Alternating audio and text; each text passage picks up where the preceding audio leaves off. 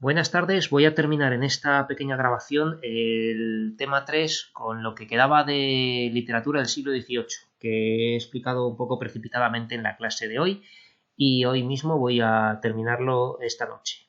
Bueno, habíamos dicho que la literatura del siglo XVIII se divide en tres estilos, que hay tres periodos o estilos que son el rococó, el neoclasicismo y el prerromanticismo.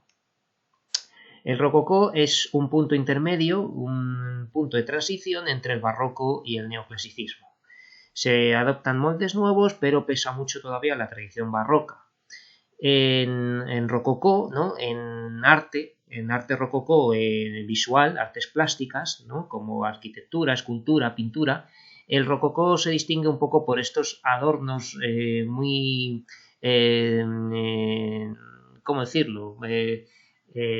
Muy cursis. Es un adorno, un tipo de adorno cursi, sobre todo de interior, sobre todo de salones, de habitaciones, ¿no? El rococó, pues es este tipo de adornos que tienen, se distingue sobre todo mucho por los angelitos mofletudos, ¿no? Por los cupiditos, ¿vale? Los cupidos, más que angelitos, más cupiditos, ¿no? Niños así con arcos y flechas como dioses del amor, que claro, eso es una cursilería, ¿no? Poner esos adornos, ¿vale? O sea, eso es el rococó. Entonces va a cultivar temas frívolos y sensuales, ¿no? De temas ligeros, temas que no son profundos, y sensuales, que va a tocar un poquito, no el erotismo, pero sí casi, ¿no? Un poquito de cositas así de amor, de medios, pues cosas así un poco de figuras medio desnudas o lo que sea, ¿vale? Pero en la poesía, pues un poco también, que sí cosas de amor y pero visto de una manera sencilla, poco profunda, ¿vale? En el teatro, en cambio, en este mismo periodo rococó se va a cultivar la tragedia, ¿vale? En el rococó, la que destacan Nicolás Fernández de Moratín, que va a ser el padre de Leandro, que vamos a ver más adelante, y Vicente García de la Huerta.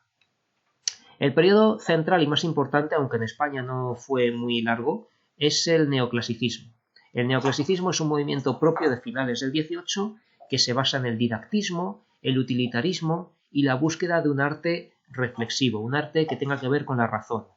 Destaca el dramaturgo Leandro Fernández de Moratín, autor de El sí de las niñas, que es su obra más importante y más conocida.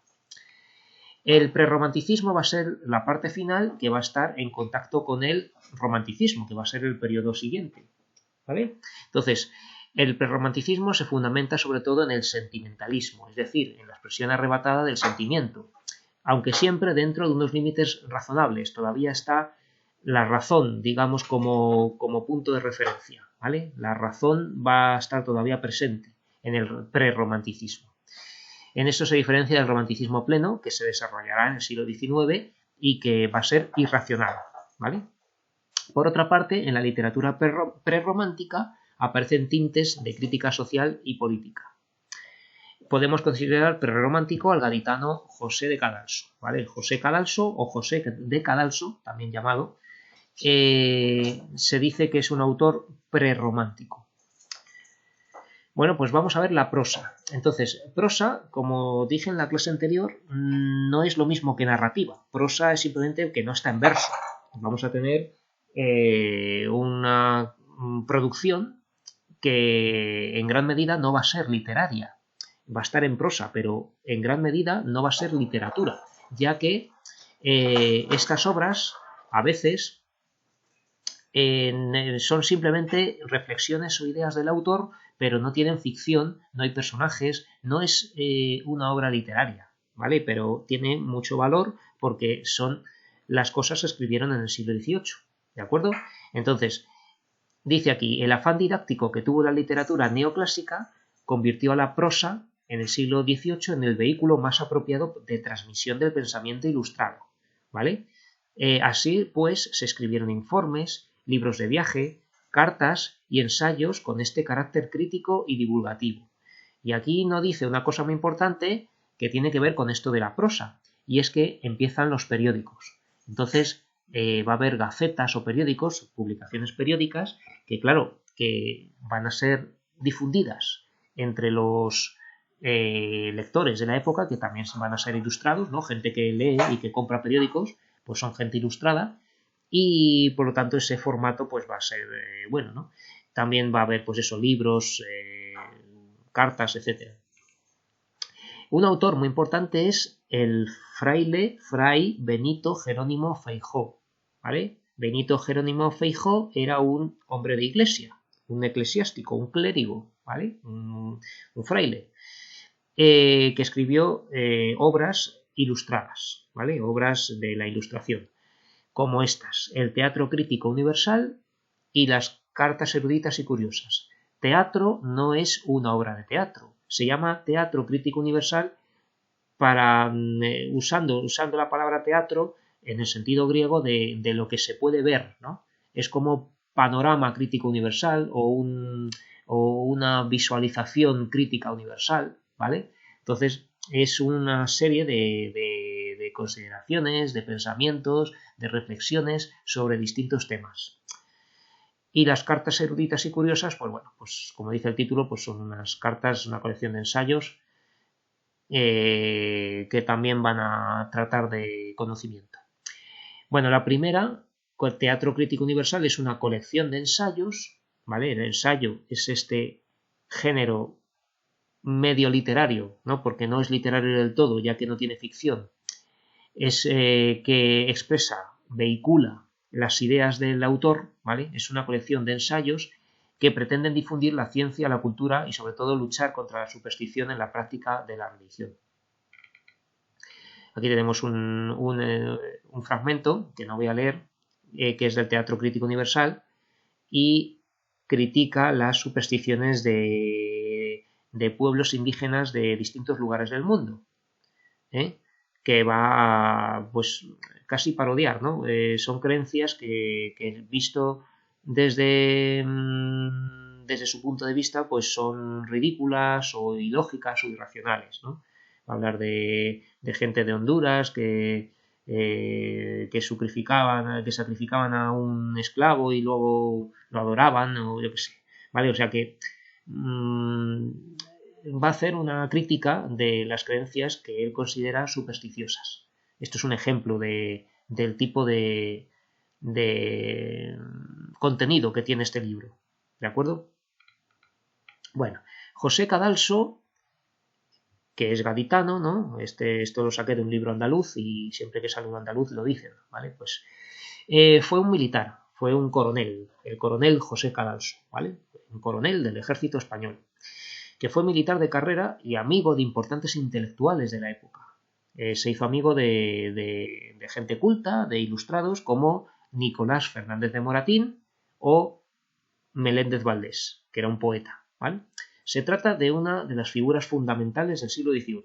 Si bien cultivó la poesía, destaca por sus obras en prosa, ¿de acuerdo? José Cadalso escribió también poesía, pero es más famoso por sus obras en prosa. Entonces tiene estas tres.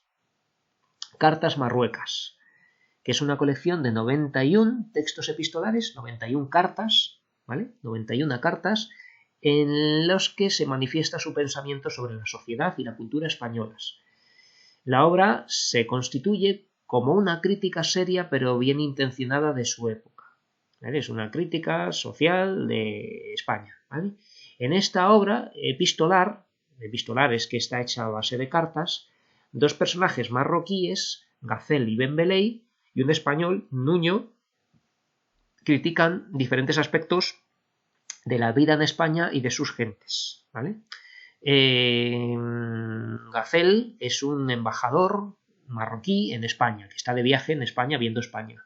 Bembeley es su maestro, otro hombre mayor, ¿no? Que vive en Marruecos, al que le envía cartas diciéndole lo que ve en España, y él le va a contestar a él. Y Gacel también va a escribir a Nuño, que es un español, otro erudito, otro hombre culto que va a ver también las cosas desde el punto de vista español. Entonces va a usar un poco el perspectivismo de cómo lo ve alguien que está en España, cómo lo ve alguien que no está en España pero tiene una idea de ella, y un español, ¿vale? Entonces va a criticar estos aspectos de España y de sus gentes. Los personajes analizan la progresiva decadencia española desde la época de los Austrias y atribuyen el atraso científico y social a cierta actitud soberbia y perezosa propia del español. Entonces, al español le echan la culpa de los males de España por ser perezoso, por tener un alto concepto de sí mismo, ¿no? por todavía quedar restos del Imperio Español en América, ¿no? Entonces se va a criticar un poco al español heredero de las viejas costumbres de la nobleza. Los eruditos a la violeta es una sátira, una burla, ¿no? contra la erudición vacía de contenido y superficial, ¿vale? Los típicos pues cultos que se creen que saben y realmente no saben. Noches lúgubres es una historia dialogada en la que se cuenta la historia de un joven llamado Tediato que dialoga con Lorenzo, que es el sepulturero del cementerio donde está enterrada su amada. Es decir, Tediato es un joven que se ha quedado viudo, ha perdido a su amada, se le ha muerto, está enterrada y él va al cementerio con el objetivo de desenterrar el cuerpo de su amada para verla otra vez o lo que sea. Y claro, quiere hacerlo, pero el sepulturero pues va a hablar con él y va a decir que razone un poco porque lo que va a encontrar es un cadáver putrefacto y hay que superar esa muerte, ¿no? Entonces van a estar hablando durante toda la obra y al final pues se impone la razón y no desentierra a su amada, ¿eh? Y además se van a hacer amigos, ¿no? Entonces pues es una manera de... Esto es el ejemplo que hay más famoso y conocido y reconocido en el resto de Europa y del mundo como obra prerromántica. El romanticismo que tanto tendrá que ver, que veremos en el tema siguiente, de cementerios, de oscuridad, de la noche, de las tormentas, de los escenarios lúgubres y tétricos para representar la oscuridad de las emociones humanas, ¿no? Todo aquello que tiene el romanticismo y del terror y todo aquello, pues empieza aquí, con esta obra de Noches lúgubres de José Cadalso, que es todavía del siglo XVIII y va a ser este autor del prerromanticismo, ¿no? Que decía aquí, cuando estábamos viendo prerromanticismo, ¿no? Que se va a dar importancia a lo sentimental, ¿no? Pues este ejemplo de esta obra de Noches lúgubres es la obra prerromántica por excelencia, ¿vale? Una obra del prerromanticismo. Bueno, aquí tenéis otro enlace que podéis ver en casa. La carta 71, ¿no? 81, ¿no? De Gacela Benbelén, ¿vale? Es una carta de Cartas Marruecas, es la obra de Cartas Marruecas, donde está escribiendo Gacel, el embajador marroquí en España, a su maestro en Marruecos, Benbelén, ¿vale? Entonces, bueno, pues aquí pues tenemos que podéis resumir el contenido. Os pregunté que si encontréis algunas figuras retóricas para simplemente hay paralelismo, enumeraciones, ¿no? Porque está diciendo siempre con sí no sé qué, sí no sé cuál, sí no sé cuál, ¿vale? Entonces tenemos está adornado con figuras retóricas, ¿vale? Y luego tenemos aquí un fragmento de Noches lúgubres, de la obra prerromántica de José Cadalso, de Tediato y Lorenzo, que están hablando. Como veis, es una obra dialogada. Lorenzo, Tediato, ¿no? Están hablando. Y seguimos con autores de prosa. Otro autor conocido es Gaspar Melchor de Jovellanos. Jovellanos es muy querido en Oviedo porque era asturiano, ¿vale? Era ovetense, era de Oviedo, ¿vale? El libro es andaluz y habla del gaditano José Cadalso, pero no dice el ovetense Jovellanos, ¿vale? Jovellanos es un personaje que tiene nombres de calles y estatuas en Oviedo, en Asturias. Vale, cultivó todo el género literario. Escribió poesía, escribió teatro, ¿vale? Es autor de piezas teatrales como Pelayo o El delincuente honrado, ¿vale? Obras de teatro. Pero donde destaca especialmente es en el género ensayístico. Escribe ensayos, escribe prosa intelectual, prosa reflexiva, ¿vale? No es literatura, pero escribe ensayo. Entre estas obras pueden destacarse el Informe sobre la ley agraria, ¿vale? En esta obra pues analiza los atrasos de la agricultura española y propone reformas para modernizarla, regadíos, capacitación de los campesinos, desamortización de las tierras de la Iglesia, ¿vale? Entonces esto es una obra que realmente no tiene nada de literatura, es un informe sobre la ley agraria. Y luego otra que es la memoria para el arreglo de los espectáculos públicos, ¿vale? El título es muy largo, Memoria para el arreglo de la policía de espectáculos y diversiones públicas. Policía quiere decir política, ¿vale? De la gestión, ¿no? El arreglo de la gestión de espectáculos, ¿vale? Memoria para el arreglo de la policía de espectáculos y diversiones públicas. Esta obra critica espectáculos sangrientos como las corridas de toros, ¿vale? Aquí ya empieza a ser antitaurino, ¿no? Va a haber mientras hay gente a la que le encantan los toros, pues va a haber gente que ya va a empezar a criticar este espectáculo que es sangriento y que no ayuda en nada al desarrollo de la sociedad, ¿no? Cree que las diversiones públicas pueden ajustarse a las ideas ilustradas del buen gusto y la educación. Defiende un tipo de teatro que se ajuste a las normas neoclásicas. También quiere que el teatro sea educativo, que sea de buen gusto, ¿vale? Aquí tenemos un fragmento de la memoria para el arreglo de los espectáculos, ¿no? Que va a decir que el teatro pues tiene que ser instructivo y también divertido, pero que tiene que enseñar, que tiene que instruir a los espectadores, ¿vale? Lo tenéis ahí. La poesía en el siglo XVIII, y ya llegamos a la poesía.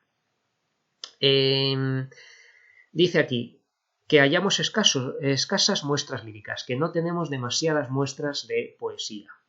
Vamos a tener una poesía que no va a ser excesivamente sentimental, ¿vale? Va a ser una poesía más bien moral y educativa, de carácter práctico y utilitario. Van a pretender que la poesía sirva para educar al pueblo. Dice aquí, en los poemas se censuran costumbres inadecuadas o se aplauden los avances científicos.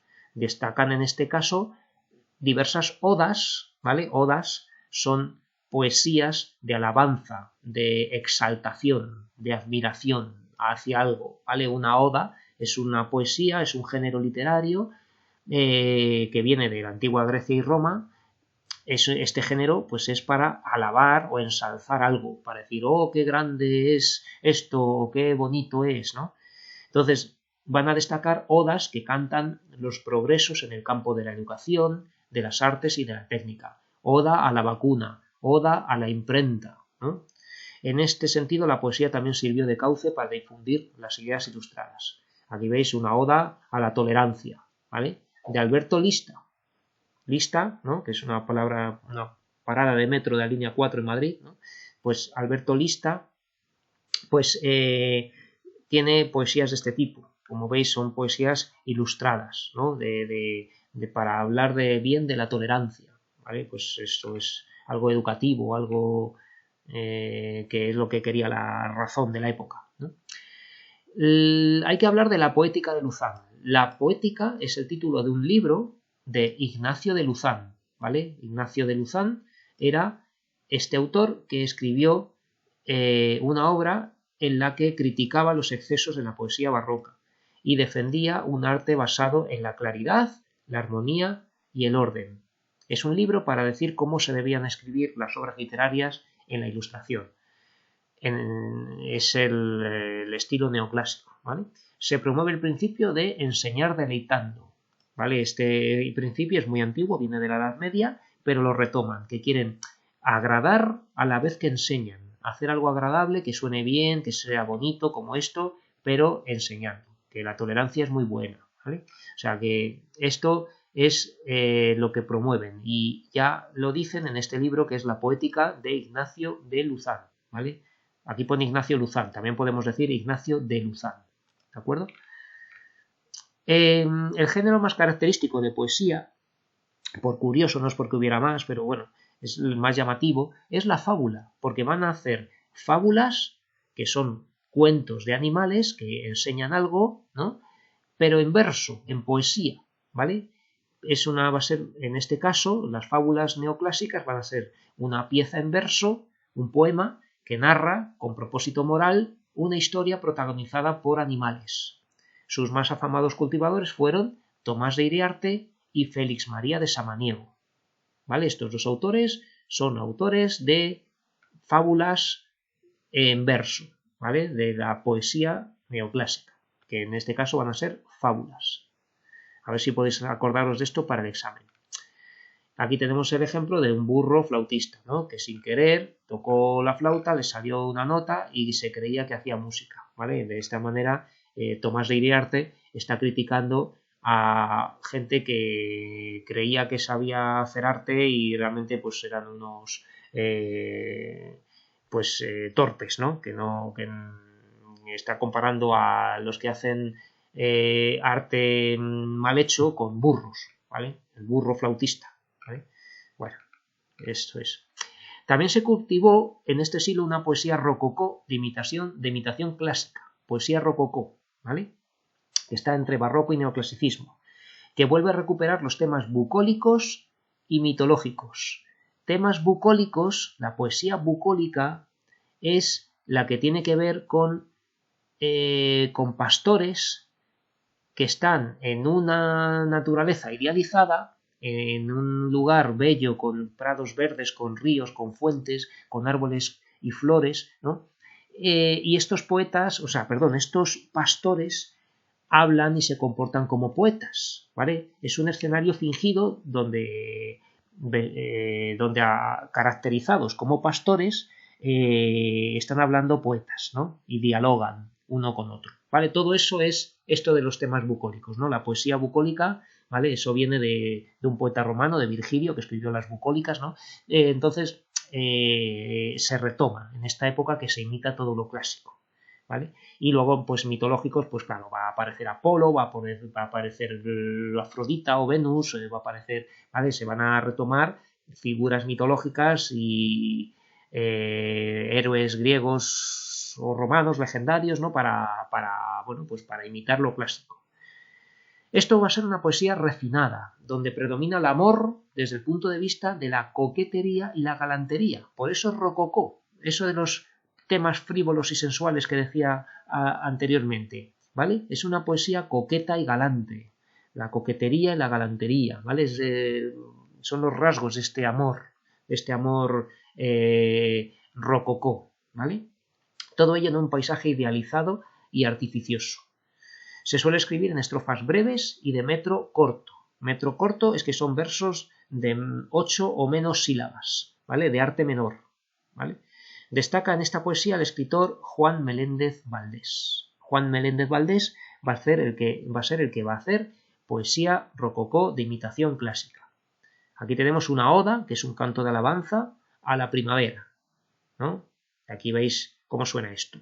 La blanda primavera derramando aparece sus tesoros y galas por prados y vergeles. Despejado ya el cielo de nubes inclementes, con luz cándida y pura, ríe a la tierra alegre. El alba de azucenas y de rosa las sienes se presenta ceñidas, sin que el cierzo las hiele. De esplendores más rico descuella por oriente, en triunfo el sol y a darle la vida al mundo vuelve. Bueno, como veis, todo esto son versos octosílabos, ¿no?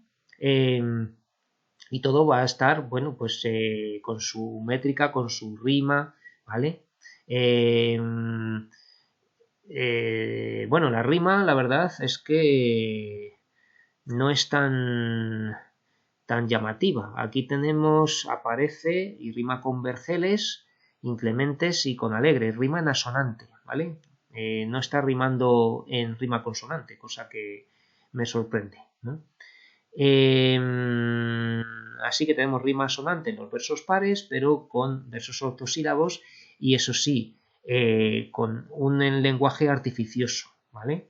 Tenemos muchísimos hipérbatos, que son desórdenes de la oración, y contrastes de colores, el alba, la rosa, ¿no?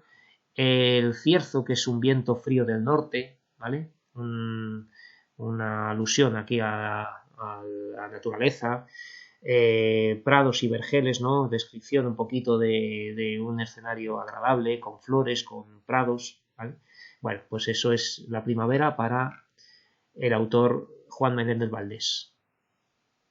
Aquí tenemos un ejercicio con otra fábula de un animal, el ciervo en la fuente, ¿no?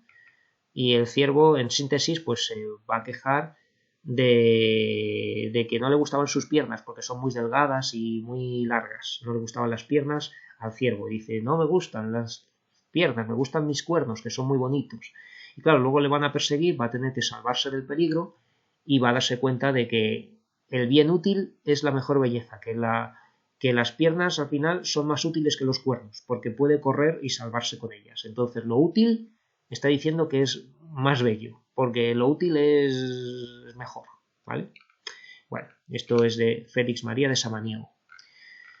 Y ya por último llegamos al teatro, donde dice aquí que en el siglo XVIII, casi todo el siglo XVIII, pervive el teatro barroco, todavía, pero ya sin la fuerza que tuvo en el siglo anterior, aunque sigue siendo un espectáculo público de gran influencia.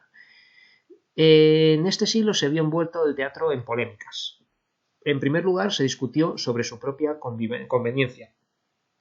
Decía que había disparates y malos ejemplos que hacía que muchos pidieran su desaparición. No les gustaba pues algo del argumento o de escenas del teatro que no veían útiles, ¿no? Otros, menos radicales, abogaron por una reforma del teatro. No es que quitaran el teatro, sino que lo reformasen. Y querían acabar con estas derivaciones desmesuradas del barroco y conseguir un drama más racional, todo dentro de la razón y del equilibrio y del buen gusto, ¿no? En definitiva, los esfuerzos de los ilustrados estaban destinados a conseguir un nuevo teatro que, en la línea francesa, siguiera la regla de las 3 unidades y que fuera útil, educativo y de buenas costumbres. Esto de la regla de las 3 unidades es que el teatro tenía que tener unidad de espacio, que se diera siempre en el mismo sitio, que todas las escenas fueran, por ejemplo, en un salón, en una casa, en un jardín o en lo que sea, pero en el mismo sitio. No se pueden desplazar, correr el telón, poner otro decorado y decir que ahora están en otro sitio. No. En el teatro neoclásico va a haber unidad de espacio, que siempre van a estar en el mismo sitio. Va a haber unidad de tiempo, que es que todo lo que ocurra en la historia, en el transcurso de hechos de la obra, tiene que darse en 24 horas, en un día que puede ser de una tarde a la tarde siguiente, o de la mañana a la noche, o lo que sea, pero en 24 horas, a lo largo de un día. Eso es la unidad de tiempo, ¿vale? No es que quiero decir que los espectadores no van a estar en 24 horas sentados, quiero decir que la obra de teatro, la historia que cuenta, pues ha pasado en un día, ¿vale? Aunque dure 2 horas. Y luego está la unidad de acción, que es que no se van a mezclar historias, que va a ser una sola trama, ¿vale? Que no se van a mezclar tramas de 2 historias entretejidas con distintos personajes, que es algo que sí se hacía en el teatro barroco, que, por ejemplo, mezclaban las historias de los señores con las historias de los criados, ¿vale? Pero no, aquí todo va a ser una sola historia, la unidad de acción. Se defendía también la separación entre lo trágico y lo cómico. Si es una obra trágica, va a ser trágica, y si es cómica, es cómica. No van a mezclar las cosas, que es algo que se hacía en el barroco, ¿vale? Que se podía mezclar humor con tragedia. Entonces va a haber aquí unas tendencias que van a ser las siguientes. Esto no lo voy a preguntar en el examen, pero bueno, que tenemos por un lado la comedia neoclásica, que es la más famosa, cuyo autor de más éxito es Leandro Fernández de Moratín. Y con estas obras se pretendían difundir las ideas ilustradas, con la comedia neoclásica, que es así como se llama. También vamos a tener drama sentimental, que escribió, por ejemplo, Jovellanos, ¿no? Una obra como puede ser El delincuente honrado, y trata de apelar a los sentimientos del público enseñando comportamientos humanos con un valor ejemplarizante, lo que se debe hacer, lo que no, etc. Y los sainetes, que son obras breves, humorísticas, en los que se retratan personajes de la época como el petimetre, que es uno que se preocupa mucho por las modas, de cómo vestir, los majos, ¿no? Los pícaros, etcétera, los majos, las majas, o los señoritos, ¿vale? Dentro de este teatro está Ramón de la Cruz, ¿vale? Los sainetes. Y ya llegamos a Leandro Fernández de Moratín, que es el autor más importante de la literatura del siglo XVIII. Y realmente esto es falso, porque la obra, aunque fuera neoclásica y de temas ilustrados, se estrenó ya en 1800 o en 1802 o algo así, o sea que ya se había acabado el siglo XVIII. Es que hereda todas las ideas del siglo XVIII, pero se estrena ya en 1800. Bueno, Leandro Fernández de Moratín fue hijo de otro escritor que era Nicolás Fernández de Moratín. Se formó solo, fue autodidacta, se educó con las directrices marcadas por su padre y el entorno ilustrado y realizó constantes viajes por toda Europa, que lo que le hizo completar su educación y conocer el teatro de la época. Conoció el teatro de otros lugares de Europa, etc. Sus comedias suponen el triunfo del teatro neoclásico. Después de un siglo de polémicas, discutían cómo debía ser el teatro, esto sí, esto no, y al final pues él hace una obra que le gustó a todos los que criticaban el teatro barroco. En sus obras se ajusta estrictamente a la regla de las 3 unidades, defiende un fin moral y plantea situaciones verosímiles. No hay milagros, no hay fantasmas, no hay santos ni nada de eso, ¿vale? O sea que son situaciones verosímiles, con un fin moral, que tratan de enseñar lo que se debe de hacer y lo que está bien hecho. Sus temas favoritos son la educación y los matrimonios desiguales, los matrimonios de conveniencia que se hacían sin amor. Entonces esto le va a dar a él ganas de cambiarlo, ¿no? Tenemos 2 obras fundamentales. La comedia nueva, que también se titula El café, ¿vale? La comedia nueva o El café. Es una comedia en la que critica el teatro. Es una obra de teatro para criticar el teatro de la época. El teatro malo, el teatro que considera de mala calidad. El tiempo real coincide con el dramático, que son 2 horas. Entonces esto es un ejemplo de unidad de tiempo, que es menos de 24 horas, que son 2 horas, ¿vale?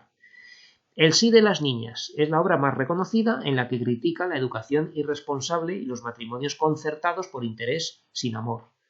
Entonces, en esta obra se va a casar un señor mayor con una chica muy joven, una chica de 16 o 18 años con un señor de 60 o algo así. Y él está contento pues porque la chica es muy guapa y muy buena chica, ¿no? Y se va a casar, pero claro, se va a dar cuenta este protagonista de la obra, esto es el texto que tenemos aquí al principio, ¿vale? Está sacado así de las niñas, aquí al principio del tema tenemos este texto que han titulado Quisiera que se explicase libremente, porque don Diego, que es el que se va a casar con doña Paquita, ¿vale? Que no sé si aparece por aquí en el texto. No aparece. ¿Vale? Y doña Irene es la madre de Paquita, de la niña, ¿vale? Doña Irene. Entonces doña Irene es una señora mayor que quiere colocar a su hija, que la quiere casar como sea, que la quiere casar con un señor con dinero, porque lo que más le importa a la madre es que su hija tenga sustento y no tenga que trabajar tanto y pueda estar bien situada, bien colocada. Entonces, un buen candidato es don Diego, ¿vale? Entonces, don Diego pues también está contento pues a casar con una chica joven, ¿no? ¿Qué va a pasar? Pues que don Diego va a ser un hombre ilustrado, aunque sea mayor y que se vaya a casar con una chica joven, va a pensar bien qué pasa y va a notar que la chica no está enamorada de él, que obedece por educación y obedece porque obedece a su madre, que le está diciendo que se tiene que casar. Y este, que es un hombre mayor, pues también, si tiene interés, pues ella pues se deja, ¿no? Pero luego en el fondo, la chica, doña Paquita, se quiere casar con un joven como ella. Entonces, da la casualidad de que este joven va a ser el sobrino de don Diego. O sea, que la propia novia que se va a casar con don Diego está enamorada de su sobrino, que es un chico de su edad. Entonces don Diego, cuando se da cuenta por fin, porque al final lo averigua, va a renunciar a su matrimonio, va a ser un hombre ilustrado, va a ser buena persona, va a actuar moralmente y va a decir, venga, lo mejor es que os caséis los dos jóvenes, ¿no? Que estáis enamorados, y yo además pues os pago la boda, ¿no? Porque soy su tío. ¿Vale? O sea que encima, como es de la familia, pues no le importa ayudar con los gastos y esas cosas. Entonces todo va a quedar muy bien, todos contentos y se ha hecho un matrimonio bien hecho, ¿no? No de conveniencia con un viejo y una niña. ¿vale? Entonces eso es la obra de El sí de las niñas. Se titula así porque critica ese sí vacío, falso, arrepentido, condescendiente, ¿no? Un sí, ese sí de las niñas, que es un sí, pues que no es verdadero, ¿vale? El sí de las niñas, pues es eso, como las niñas dicen sí en un matrimonio que no quieren, es lo que va a criticar, ¿de acuerdo? Y en este mismo tema lo va a tratar en estas otras obras, El viejo y la niña. El viejo y la niña trata un poco de lo mismo. Y luego El varón, con B, ¿no? Un noble de estos, El varón, pues es también otra obra que trata de matrimonios desiguales. Vale, pues nada, esto es todo. Aquí tenéis un esquema de géneros, autoras, obras y autores, ¿no? La poesía, pues tenemos de neoclásica, poesía neoclásica, Juan Menéndez Valdés, José Cadalso, Gaspar Jovellanos, que escribió poesía también. Fábulas, Tomás de Iriarte, Félix María Samaniego, ¿no? Son los que escribían fábulas en verso.